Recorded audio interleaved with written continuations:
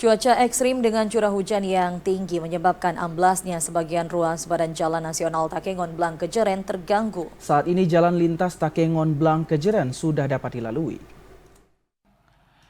Akibat cuaca ekstrim dengan curah hujan yang tinggi menyebabkan amblasnya sebagian ruas badan Jalan Nasional Takengon menuju Blang Kejeren dan hanya dapat dilalui oleh kendaraan roda 2.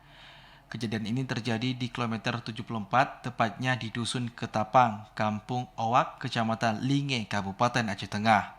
Kapolsek Linge Ibda Sofyan Kurniawan mengatakan bahwa pihaknya telah berkoordinasi dengan BPJN 3 PPJ 3.3 wilayah jalur lintas Takengon Blang Kejeren untuk mengatasi situasi dengan menimbun jalan dengan material tanah.